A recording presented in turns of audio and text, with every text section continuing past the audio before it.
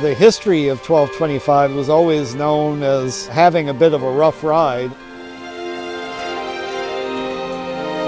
The contractor that we had, FMW Solutions from Chattanooga, Tennessee, has done a number of these restorations. We did a little bit of the machining in our machine shop and most of it at their facilities out at the Tennessee Valley Railroad Museum and in their FMW shop in Soddy Daisy, Tennessee.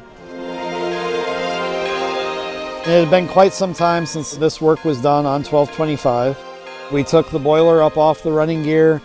All the pins, bushings were either refurbished or replaced. The engine definitely is rolling a lot smoother and easier as you would expect with all the new pins. We're back to running steam here for the Village of Ashley Country Christmas. 5 weekends this year. We'll haul roughly 15,000 people, and so far everybody seems to be enjoying seeing the steam engine back out on the road.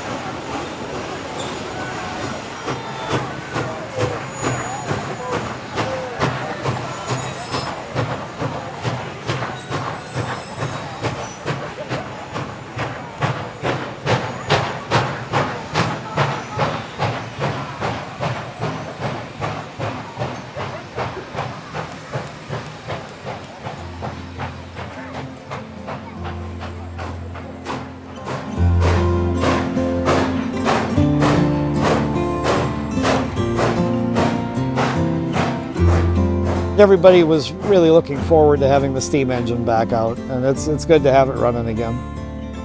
Well, I was a volunteer for 25 or 30 years prior to hiring on, and so I know most of the people that work with us that are volunteers and staff members. All of them are excited to see it back running. Some of our younger members are getting now trained on steam, which we weren't able to do for a few years. So that's healthy for the organization. We're able to start working with the next generation of people who will be maintaining it, and we're looking forward to having it running for many years to come.